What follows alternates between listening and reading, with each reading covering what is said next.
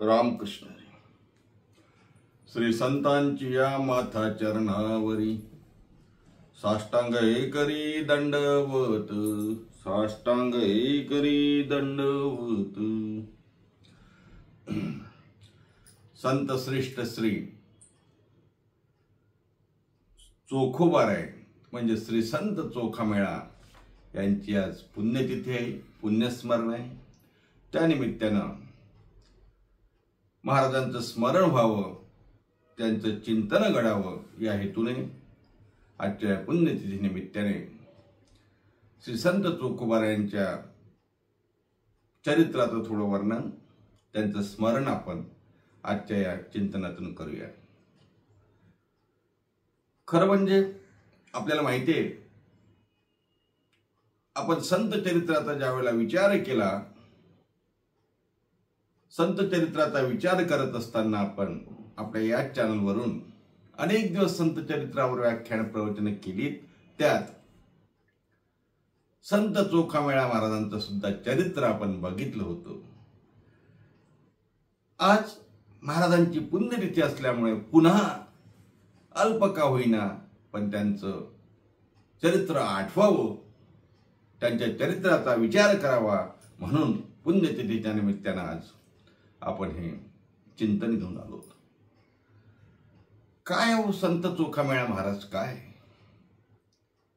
खास संत चोखामेळा महाराजांची पुण्यतिथी, त्यांचं पुण्यस्मरण, त्यांचं चिंतन केलं पाहिजे। का त्यांना आठवावं? नामदेवराय हे संत चोखोबारायांचे गुरु होते। कारण चोखोबारायांनी स्वतः सांगितलं की नामदेवराय माझे गुरु आहेत। नामदेवरायांच्या कीर्तनामध्ये चोखोबाराय बसून जे श्रवण केलं, नामदेवरायांच्या मुखातून आलेले वचन चोखोबारायांनी ऐकले आणि चोखोबाराय पांडुरंगाकडे अधिक आकृष्ट झाले असं स्वतः चोखोबाराय सांगतात। म्हणजे चोखोबाराय जर नामदेवरायांचे शिष्य आहेत, पण त्याहीपेक्षा पुढे जाऊन सांगू, गुरुने आपल्या शिष्याचं वर्णन एखाद्या अभंगातून करावं हे भाग्य मला वाटते माझ्या चोखोबारायांनाच मिळालं। नामदेवराय चोखोबारायांचं वर्णन करतात की अरे बाबा, माझ्या चोखोबाचं जर तुम्ही स्मरण कराल तर काय होईल, त्यांना कधीही विघ्न येणार नाही। हे माझे शब्द नाहीत, हे नामदेवराय आपल्या अभंगामध्ये सांगतात। माझ्या चोखियाचे करीती जे ध्यान, माझ्या चोखियाचे करीती जे ध्यान, तया कधी विघ्न पडोने दी, तया कधी विघ्न पडोने दी, तया कधी विघ्न पडोने दी। माझ्या चोखियाचे करीती जे ध्यान, माझ्या चोखोबाचं जे ध्यान करतील, चोखोबांचा स्मरण करतील, त्याचा आठव करतील महाराज, त्यांना कधीही कुठलेही दुःख प्राप्त होणार नाही। का सांगतोय महाराज? संतांचं स्मरण केलं पाहिजे, त्यांचा आठव केला पाहिजे, त्यांचं भजन केलं पाहिजे। तुम्ही आम्ही काय वेडे आहे का हो? देवाचं भजन बाजूला ठेवतो आणि आम्ही संतांचं भजन करतो। ज्ञानोबा माऊली तुकाराम तुकाराम तुकाराम तुकाराम तुकाराम, ज्ञानोबा माऊली तुकाराम। संतांचं भजन आम्ही करतो, संतांचा आठव आम्ही करतो, कारण संतांचा अधिकार हा देवाच्या अधिकारापेक्षाही मोठा आहे। अनेकदा अनेक चिंतनातून आपण हा विचार मांडत असताना बघितलं, संत देव आणि संत जरी एक असले तरी संतांचा अधिकार, संत हे देवापेक्षाही मोठे नव्हे।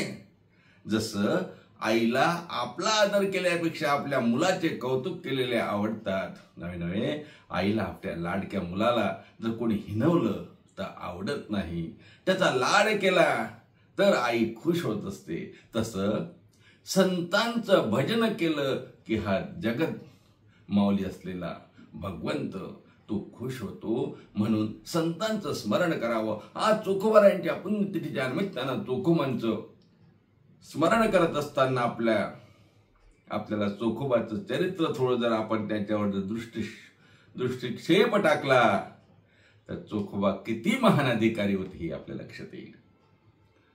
एका हीन यातीत जन्मलेले चोखोबाराय जेव्हा भगवंताच्या जवळ त्या ठिकाणी भगवंत आपल्या हृदयात ज्यांना स्थान देतो असे चोखोबा महाराजांच्या नावात चोखा म्हणजे चोखट हो, चोखट म्हणजे चांगला, निर्मळ, पवित्र. माऊली ज्ञानोबांची ओवी नाही, दयाचे चोखटे मानसी. चोखट, जो चोखट आहे तो चोखा. आणि मग त्या अशा या पवित्र मंगल अशा सर्व गोष्टींचा मेळा होणं म्हणजे चोखा मेळा नाही का. मग असे चोखोबाराय. आणि या चोखोबारायांचा विचार करताना महाराज एक लक्षात आलं पाहिजे, हीन जाती दलित जातीमध्ये त्या ठिकाणी चोखोबारा म्हणतात मी जन्माला आलो. अहो जात कुठली हीन असते का, जात कुठली नीच असते का, ते तुम्ही आम्ही ठरवली ना. तसं पाहता देवाजवळ संताजवळ कुठलीही जात हीन खालची वरची असूच शकत नाही. असं असतं तर 750 पावणे 800 वर्षापूर्वी माझ्या माऊलींनी पंढरीच्या वाळवंटामध्ये 18 पगड जाती एकत्रित करून कीर्तनाचा, भजनाचा, ज्ञानदानाचा महापर्व काळ तिथे साधला असता का. आपल्याला सर्वांना माहिती आहे हो, पंढरीच्या वाळवंटामध्ये शिंपी समाजात जन्मलेल्या माझ्या नामदेवरायांनी कीर्तन करावं. ब्राह्मण असलेल्या माऊली ज्ञानोबारायांनी, निवृत्तरायांनी, सोपान काकांनी कीर्तनामध्ये बसावं, टाळ घ्यावा. जनाबाईनं सुद्धा त्या ठिकाणी आदेश द्यावा की जनी म्हणे ज्ञानदेवा बोला अभंग, एवढा अधिकार महिलेचा सुद्धा महाराज म्हणून या संप्रदायामध्ये यातायाती धर्म नाही विष्णुदासा. इथे जात पात याच्या पलीकडचं तत्वज्ञान आहे. इथे कुठेही भेद नाही. याती कुळ माझे गेले हारपोणी, जसं त्या गवळणी गोपिका म्हणतात ना हो, याती कुळ माझे गेले हारपोणी श्रीरंगा वाचुनी अनुनेने. अनेक भंगावून अनेक प्रमाणावरून आपल्या लक्षात येते उंचणीच्या काही नेणे भगवंत तिष्ठे भाव भक्त देखुनिया. देव जात बघत नाही. मग तुम्ही आम्ही जात बघतो, आम्हीच वर्गवारी करतो. माऊली ज्ञानोबाराय ब्राह्मण आहेत, तुकोबाराय मराठा आहेत, चोखोबा काका आमचे गोरोबा काका कुंभार आहेत, सावता महाराज माळी आहेत. कोणी ठरवलं आम्ही का त्यांची जात बघतो आणि त्यांची जात बघून का त्यांचे उत्सव करतो. अहो आमची एकच जात आहे, हरिभक्त. तुकोबाराय म्हणतात ना, मला माझ्या जातीचे लोक मिळावे म्हणजे माझे जातीचे मज भेटो कोणी. माझ्याच जातीचे लोक मला मिळावे म्हणजे हरिभक्त ही त्या ठिकाणी जात आहे. आणि म्हणून चोखोबारायांना 750 पावणे 800 वर्षापूर्वी आपल्या जवळ बसवणारे ज्ञानोबा माऊली हे आपल्याला संदेश देतात, बाबा रे हा विचार सोड. स्पृश्याचा विचार मांडी ज्या वेळेला माऊली ज्ञानोबाराय चोखोबारायांच्या लावून बसता त्यावेळेला कुठे आला तुमचा स्पृश्य भाव. भेद ब्रह्म मंगळ हे जे सांगितलंय तुकोबारायांनी तेव्हाच गळाला. म्हणून समतेची एकात्मतेची शिकवण या वारकरी संप्रदायाची ही आपण विसरता कामा नये. असे चोखोबाराय. पण त्यावेळेचा काळ धर्ममार्तंडांनी, जातीवादी लोकांनी, स्वतःला वेदांचे करते धरते म्हणवणारे या लोकांनी मात्र चोखोबांना दूर ठेवलं. चोखोबा भगवंताचे उपासक महाराज, भगवंताची त्या ठिकाणी भक्ती करणारे, नामदेवरायांच्या गोड अभंगातून देवाचं रूप, देवाला भेटावं अशी इच्छा, देवाच्या चरणाजवळ जावं अशी इच्छा. परंतु त्यावेळची समाज व्यवस्था चोखोबारायांना देवाच्या मंदिरात जाऊ देत नव्हती. आणि मग दुरून कुठून तरी चोखोबाने उभं राहावं. आताच्या सारखं मंदिर नसेल ना त्यावेळेस. दूर चोखोबा उभे राहायचे आणि दुरूनच पांडुरंगाचं दर्शन घ्यायचे. मनातून ओढ लागायची, देवा तुझी भेट व्हावी, तुला मिठी मारावी, तुझ्या चरणावर माझं मस्तक ठेवावं. खरं सांगू का, चोखोबारायांना असं जे वाटत होतं ना, त्याही पेक्षा देवाला वाटत असावं की अरे चोखोबा तुझ्यापेक्षा जास्त भेटी लागे जेव्हा लागलीच्या, असं हे तुझं जसं आहे ना त्यापेक्षाही मला असं वाटते चोखोबा तुला कधी मी कवेत घेऊ, तुला माझ्याजवळ कधी घेऊ, तुला मी कधी भेटू. पण काय करू, या समाज व्यवस्थेने तुलाही बंदिस्त केलं आणि मलाही मंदिरात बंदिस्त केलं. दोघही आपण समदुःखी आहोत रे. तुला जसं मला भेटता येत नाही तसं मला तुला भेटता येत नाही. विठोबाला चोखोबाला भेटावं वाटतं, चोखोबाला विठोबाला भेटावं वाटतं, पण समाज व्यवस्था दोघांनाही भेटू देत नाही. वरवर जरी असं असलं तरी विश्वाचा जनिता असलेला पांडुरंग परमात्मा त्याला काय अशक्य आहे महाराज. एकदा चोखोबारे आपले काहीतरी दूध लोणी घेऊन दही घेऊन यायचे, महाद्वाराच्या बाहेर उभे राहायचे आणि त्यांना असं वाटायचं की माझ्या नामदेवरायांनी देवाला नैवेद्य खाऊ घातला, माझ्या हातचं कोरं लोणी तरी देवानी खावं. कृष्ण अवतारामध्ये याला लोणी जास्त आवडायचं. चोखोबाराय गरीब कुटुंबात महाराज, बेताची परिस्थिती लोणी घेऊन गेले, तूप घेऊन गेले आणि महाद्वारात उभे आहेत. देवा खाशील का रे माझ्याजवळ तर तूप? तसं तुला तर भूक नसेल, गोकुळामध्ये तू चोरूनही खाल्लं आणि तू तर नंदाचा मुलगा आहेस ना, तुला कशाची कमी आहे? पण या दीन दलितांचं तूप घेशील का, खाशील का? असं उभं राहत चोखोबा महाद्वारात उभे आहेत. असं आहे महाराज, समाज व्यवस्थेचं मी सांगितलं, चोखोबांना प्रवेश नाही. पुजारी इकडे तिकडे गेले.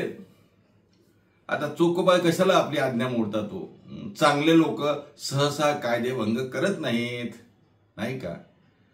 एकदमच रांगावर आलं, जीवाच्या पार गेलं तरच मग कायदेभंग होतो, तसा होत नाही. मग चोखोबाराय आत शिरले नाही, पण देवाला चोखोबारायाच्या हातचं लोणी दही दूध काही का असे ना मला खायचं आहे. देव विटेवरून उतरला, महाद्वारात चोखोबारायांच्या जवळ आला आणि चोखोबा काय आणलं सर, काय आणलं? जसं सुदामाचे पोहे खाण्यासाठी द्वारकाधीश श्रीकृष्ण परमात्मा धावत आला, तसा हा माझा विटेवरचा देव धावत आला आणि चोखोबाला म्हणतात, चोख्या अरे दे ना लोणी दे, तूप दे. चोखोबांच्या हातचं तूप घेतलं, लोणी घेतलं आणि देवानी खाल्लं महाराज. तेवढ्यात कोणीतरी आलं, पुजारी आला, देव गुप्त झाले आणि विटेवर जाऊन उभे राहिले. असं म्हणतात, देवाने आपले कमरेवर हात ठेवले आणि देवाच्या तोंडाला तूप तसंच दिसलं, लोणी तसंच दिसलं. सर्वीकडे बोंब झाली, अरे अरे देवाच्या तोंडाला लोणी कोणी लावलं? लोणी, अरे तो महाद्वारामध्ये सकाळपासून लोणी घेऊन तू उभा आहे चोख्या, तो आला असावा. इथे मंदिरात कोणी नव्हतं, त्यांनी माझा देव बाटविला महाराज, देव बाटविला. ब्राह्मण, तिथले पंडित, गुरुजी त्या ठिकाणी क्रोधित झाले, आरडाओरडा करायला लागले आणि म्हणतात, अरे बापरे, या चोख्यानी, या महाराणी, या दलितांनी, या हीन जातीच्या माणसाने माझा देव बाटविला. मला सांगा, हा देव बाटतो ज्याने हे अखंड अखिल ब्रह्मांड ज्याने निर्माण केलं, तो देव कोणाचा हात लावल्याने, कोणाला शिवल्याने बाटेल महाराज. पण लोकांनी आरोळी केली, अरे म्हणे काय झालं, काय झालं, काय झालं? म्हणे देव बाटला, देव बाटला. म्हणत या महाराने देव बाटविला. काय सांगावं महाराज, म्हणत या महाराने देव बाटविला. जीवे मारा याला बैल जुंपा, जीवे मारा याला बैल जुंपा. हो, जे मागे सर शिवशील का, बाजूला हो, आम्हाला हात लावू नका असं म्हणायचे. ते ब्राह्मण सर्व धावून आले महाराज. त्यावेळेला 16 गेले कुठे यांचं? धावून आले आणि चोखोबांना बदडलं महाराज. चोखोबारांना त्यांनी मारलं आणि सांगितलं, इथून पुढे कधी इथे मंदिराच्या आवारात जरी दिसला तरी हात पाय तोडून टाकू. तंबी दिली महाराज. चोखोबाराय खिन्न झाले. चोखोबारांनी पुन्हा दुरून देवाचं दर्शन घेतलं आणि सांगितलं, देवा अरे असं का करतो? मी तर तुझ्याजवळ आलो नाही, तूच माझ्याजवळ आला आणि मलाच असा दंड. चोखोबाराय खिन्न झाले, पण चोखोबारांनी देवाची भक्ती सोडली नाही महाराज. चोखोबारांना गावाच्या बाहेर काढून देण्यात आलं. आदेश दिला, चंद्रभागेच्या पलीकडे तू जाऊन राहा. चोखोबाराय चंद्रभागेच्या पलीकडे गेलेत आणि निंबाच्या झाडाखाली तिथे त्यांनी पर्णकुटी, आपली कुटी बांधली, झोपडी बांधली. आता सध्या तर जे इस्कॉन मंदिर आहे ना, कदाचित तिथे असावं. चोखोबाई राहायला लागले. तिथूनच दर्शन घ्यायचे पांडुरंगाचं महाराज. काय सांगावं, पण माझ्या पांडुरंगाला कुठं करमते हो? पांडुरंग म्हणतो, चोखा कमीत कमी महाद्वारातून तरी मला दिसायचं, आता दिसत नाही. विठोबाने चोखोबाला स्वप्नात दृष्टांत दिला. म्हणे, चोख्या मी तुझ्याकडे उद्या जेवायला येतो, उद्या द्वादशी आहे. चोखोबाने आपल्या पत्नीला सांगितलं, अगं सोय रे, चोखोबांच्या पत्नीचं नाव सोयराबाई. सोयरे, देव जेवायला येतो, तयारी कर. सोयराबाईने तयारी केली महाराज. देव जेवायला आले, द्वादशीचा दिवस, आणि देवाला वाढायला चोखोबाची सोयराबाई निघाली. दही घेऊन गेली आणि दही वाळता वाळता ते दही देवाच्या सदऱ्यावरती पडलं. आता जेवायला बसणार, तेवढ्यात दुसरीकडून कोणीतरी ब्राह्मण जात होता. त्याने बघितलं की इथे काहीतरी पंगत दिसते. म्हणे कोण आहे? असेल कोणीतरी, जाऊ दे. तर मग चोखोबांचं लक्ष गेलं वरती झाडावरती. कावळा आहे, देव खाली जेवायला बसले. कावळा आपला काहीतरी, कावळा काव काव करतो आहे. त्या ठिकाणी कावळा घाण करेल म्हणून, ए कावळ्या चल जा निघून, असं बोललाय. ठीक आहे, त्या ठिकाणी असं बोलल्या बोलल्या त्या ब्राह्मणाला वाटलं मला कावळा म्हटलं, मला कावळा म्हटलं असं म्हणून त्या चोखोबाचा बदला घ्यायला ब्राह्मण तिथे आला. आणि तिथेही त्याचं सोळं गेलं, ओळं गेलं. चोखोबाला हात लावला आणि मारायला लागला. कुठे गेलं सोळं? क्रोधिष्ठ होऊन ब्राह्मणाने मारलं. मला कावळा म्हणतो. अरे चोखोबा म्हणतो, अरे तसं नाही रे, देव जेवण करत होता, मी कावळ्यालाच म्हटलं. कुठे आहे देव? देवांतर दान पावला. देव विटेवर जाऊन उभारला असं म्हणतात. देवाच्या अंगरक्यावर इथे दही पडलेलं तिथल्या पुजाऱ्यांना दिसलं आणि मग कळलं की हा चोखोबा म्हणजे साधारण नाही महाराज. पण तरीही त्या चोखोबाला काहीतरी शिक्षा द्यावी म्हणून देवाला पाठवतो, देवाला त्रास देतो असं समजून त्या चोखोबाला बैलांना जुंपलं महाराज आणि ढोरं उडावी तसं चोखोबांना उडलं. कारण जसं मी सांगितलं ना प्रमाण, म्हणत या महाराणे देव पाठविला, जिवे मारायाला बैल जुंपायचा, त्याला मारून टाकू. बैलांना जुंपलं. चोखोबांची पत्नी मात्र सोयराबाई भांडायलाच लागली देवाशी. का रे देवा, इथंच खातो आणि माझ्या नवऱ्याचाच घात करतो काय? जसं तुकोबारायांच्या पत्नी जिजाबाई देवाला बोलायच्या ना रे, काळ्या कारट्या रांड्या, माझ्या नवऱ्याला फसवलं असं म्हणायच्या. तसं सोयराबाई सुद्धा रागावल्या. सोयराबाई म्हणते, देवा हाच का रे उपकार? खादिले जे विले त्याचा हा उपकार, दुबळीचा भ्रतार मारू पाहाशी, माझ्या नवऱ्याला मारतोच. सोयराबाई आपली देवाशी भांडायला लागली. चोखोबाराय म्हणतात, देवा का असं करतो रे, का असं करतो? देव प्रसन्न झाले महाराज. देव त्या ठिकाणी उभे झाले आणि चोखोबांना म्हणतात, चोखा आता इथून पुढे मी तुला त्रास देणार नाही रे. देवा तू मला त्रास देतो नाही, नाही मी त्रास देत नाही, लोक तुला त्रास देतात रे, काय करा. पण तुझी भक्ती एवढी आहे, तुझी भक्ती एवढी आहे की त्या त्रासात सुद्धा तू माझंच नामस्मरण करतो, तू एवढा मोठा आहेस. शेवटी त्यानंतर चोखोबाई आपलं भागाला आलेलं कर्म करायची लागली. गावातली मेलेले गुरं ढोरं चोखोबांनी ओढायची. कष्ट व्हायचे चोखोबाराय महाराज, खूप कष्ट करायचे. देवाला दया यायची. देव चोखोबारायांसोबत महाराज त्या ठिकाणी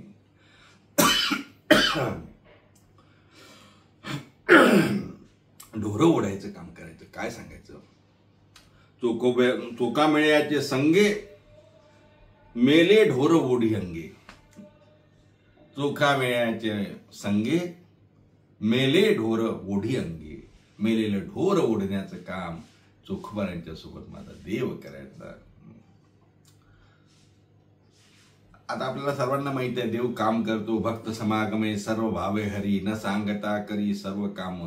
पण ढोर ओढायचं ही काम देवानं करावं महाराज. काय सांगावं, एवढा चोखोबारांचा अधिकार. चोखोबांच्या जीवनामधल्या अनेक चरित्र कथा आहे. संत चरित्रामध्ये आपण त्या बघितल्या, मी पुन्हा इथे त्या सांगणार नाही. सोयराबाईंची कथा आहे, निर्मलाबाईंची कथा आहे, कर्ममेळा महाराजांची कथा आहे, अनेक कथा. आता कर्ममेळा महाराजांचा विषय निघाला म्हणून थोडक्यात 2 मिनिटांमध्ये ती कथा सांगतो. कर्ममेळा महाराजांच्या जन्माची, अर्थात चोखोबारायांच्या जीवनातला एक अद्भुत प्रसंग आहे महाराज. चोखोबारायांची पत्नी सोयराबाई, दिवस गेले, 9 महिने झाले आणि आता प्रसूतीचा काळ जवळ येतो आहे. चोखोबांची पत्नी चोखोबांना म्हणते, अहो वंसांना घेऊन या ना, तुमच्या बहिणींना घेऊन या, कारण घरी प्रसूतीला कोणीतरी लागेल की नाही. चोखोबा बोलले, ठीक आहे. चोखोबा गेले महाराज. चोखोबा बहिणीकडे गेले. कोणी म्हणतात चोखोबा पंढरपूरला गेले, दिंडी दिसली तिकडे गेले, पण चोखोबांना लक्षच नाही. कारण काय महाराज, देहाचा विसर पाडीमाझं असलेले हे संत असतात, त्यांना माहिती नाही आपण कशासाठी आलो. इकडे चोखोबाच्या पत्नीचे दिवस भरले, 9 महिने झाले, प्रसूतीचा काळ आला, अजून आपल्या नवरा नंदबाईला आणायला गेला, अजूनही आल्या नाहीत, काय करावं? आता प्रसूतीचा काळ येणार. तेवढ्यात सोयराबाई म्हणाले, आता करायचं काय? इकडे मात्र माझ्या देवाला काळजी पडली. वैकुंठ नायक ज्यांनी सर्वांना या ठिकाणी जन्माला घातलं, सर्वांचं पालन पोषण करतो, सर्वांचा संहार करतो, त्या देवाच्या लक्षात आलं हिची प्रसूती कोण करणार? विठ्ठल पांडुरंग परमात्मा रुक्मिणी मातेला म्हणतो, रुक्मिणी तुमच्याकडे एक काम आहे म्हणे, बोला देवा काय करायचं म्हणे? तुम्हाला आता प्रस्तुती करायला जायचंय म्हणे. कुठे म्हणे? त्या चोखा महाराजच्या घरी. अरे बापरे. लक्ष्मी म्हणता, हो देवा काय बोलता तुम्ही? मी लक्ष्मी आहे. आणि लक्ष्मी अशी कोणाच्या दरिद्राच्या घरी जाते का? देव म्हणतात, लक्ष्मी राहू दे, तू राहू दे, कारण तुला जमणार पण नाही, हे काम कठीण आहे, हे मीच करीन. महाराज काय सांगावं? अखिल ब्रह्मांडाचा नायक असलेला हा परमात्मा चोखोबाच्या बहिणीचं रूप घेतो आणि चोखोबाच्या बहिणीचं रूप घेऊन त्या ठिकाणी चोखोबाच्या घरी जातो, दरवाजावरती थाप मारतो आणि सोयराबाईला म्हणतो, सोयराबाई वहिनी वहिनी दार उघडा. नामदेवराय वर्णन करतात, चोखोबाची बहीण झाला सारंगधर, चोखोबाची बहीण झाला सारंगधर, वहिनी उघडा द्वार हाका मारी, वहिनी उघडा द्वार हाका मारी, वहिनी उघडा द्वार हाका मारी. चोखोबाची बहीण झाला सारंगधर, देव चोखोबाची बहीण झाला, दारावर थाप मारली, वहिनी वहिनी उघडा द्वार हाका मारी. दार उघडा, मी आली मी आली मी आली. सोयराबाई म्हणतात, अरे बापरे, चोखोबाराच्या बहिणीचं नाव निर्मलाबाई. या या निर्मलाताई या. अहो मी वाटच बघत होती. अहो म्हणे मी येणारच होती ना, चोखोबा आला होता ना मला घ्यायला. देव आले महाराज. देवानी बाळंतपण केलं. काय आता कथा मला खूप रंगून सांगायची नाही. देवानी बाळंतपण केलं. आता बाळंतपणात काय काय काम करावं लागतं, देवानी काय काय केलं असं याचा आपणच अंदाज बांधा. देवानी सर्व बाळंतपण केलं महाराज. आणि आता इकडं चोखोबांना जाग आली. चोखोबांना, अरे आपण तर बहिणीला घ्यायला यायचं होतं. चोखोबाराय घरी आले. घरी येऊन बघतात तर सोयराबाईंनी आपलं मूल घेतलं आणि चोखोबाच्या जवळ दिलं. म्हणे घ्यावं. अरे बापरे, म्हणून मी तर विसरलो ग ताईला आणायचं. कशाला गंमत करता हो? कशाला तुम्ही गंमत करता? मी प्रसूत झाली, मला पुत्र झाला आणि ताईने छानपैकी बाळंतपण केलं. चोखोबारांच्या लक्षात आलं माझी बहीण म्हणजे हा देव झाला असावा. बहीणबंधू चुलता कृष्ण माझा, बहीणबंधू चुलता कृष्ण माझा. हा देव कृष्ण माझी माता, कृष्ण माझा पिता, बहीणबंधू चुलता कृष्ण माझा. हा या देवाने जे बाळंतपण केलं. चोखोबारांच्या डोळ्यातून अश्रू यायला लागले. देवा का रे एवढं माझ्यासाठी का करतोय?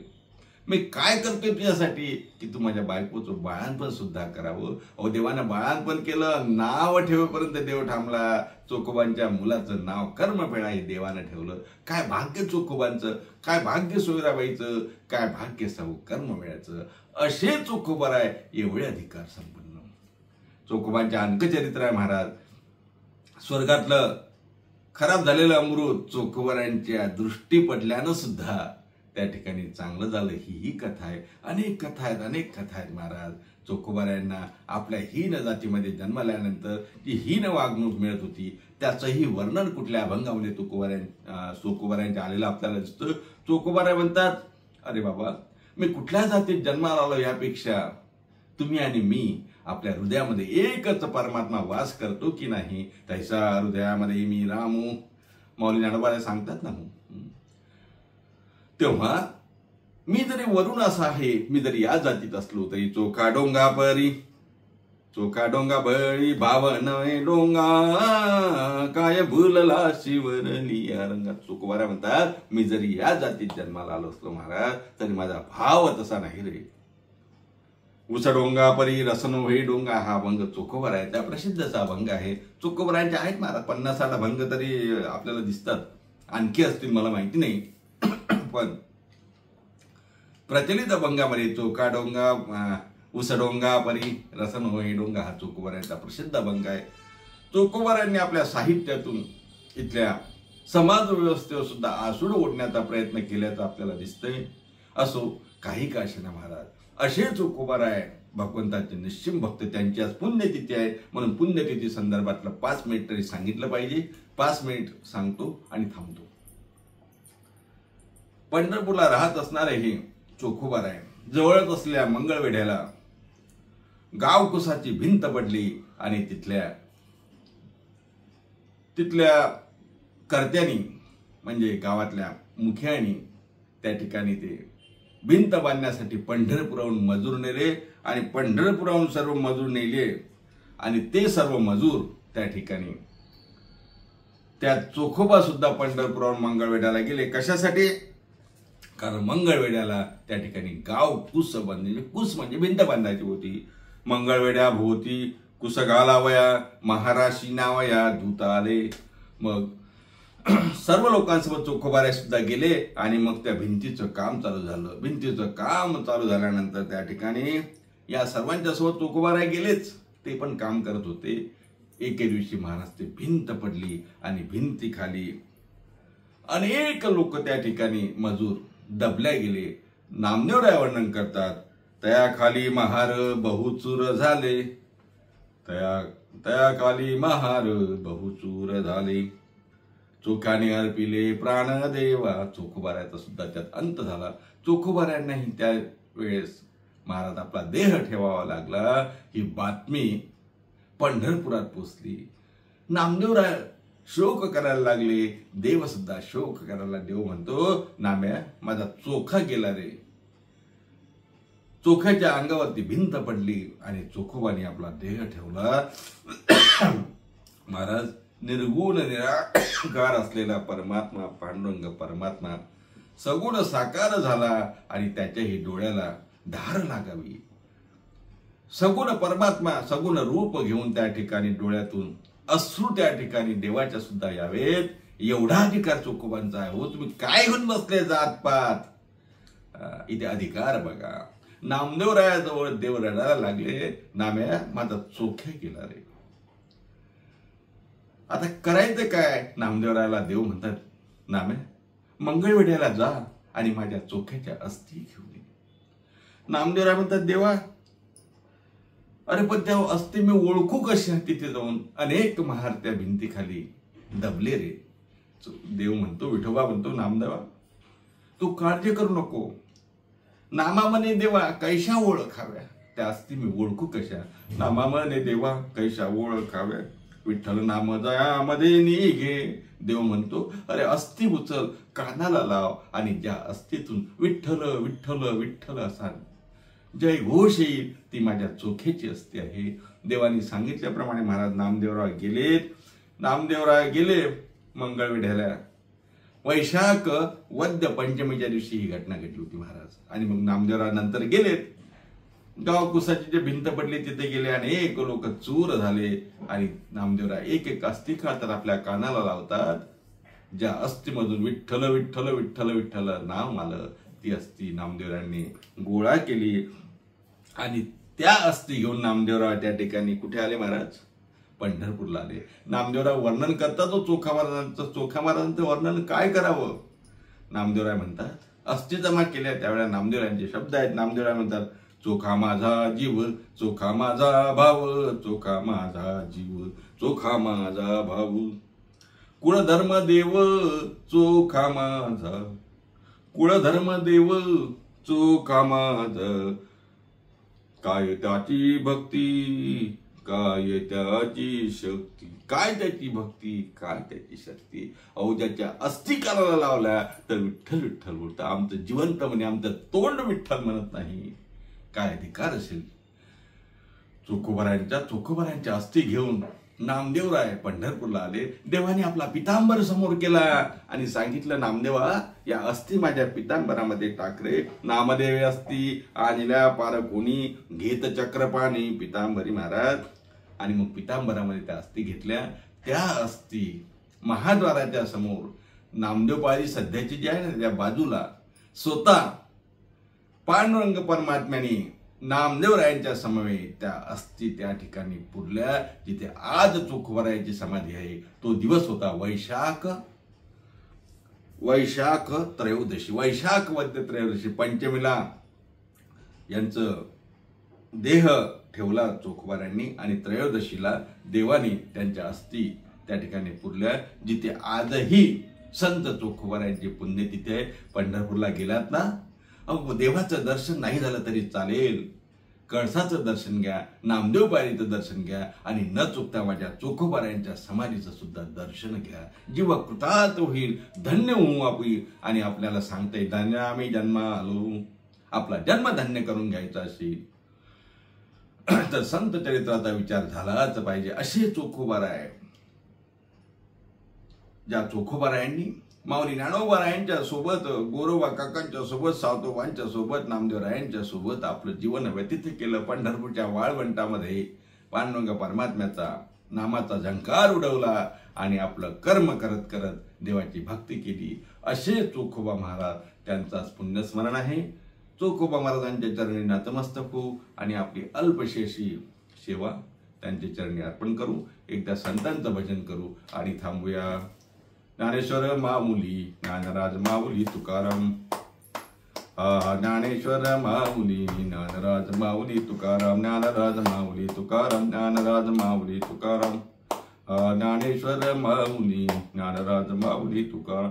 पुंडलिक वरदे विठ्ठल श्री ज्ञानदेव तुकाराम, दत्तात्रय जनार्दन श्री एकनाथ माऊली ज्ञानेश्वर महाराज की जय। जगद्गुरु संत श्री तुकाराम महाराज की जय। शांती ब्रह्म श्री संत एकनाथ महाराज की जय। श्री संत चोखामेळा महाराज की जय।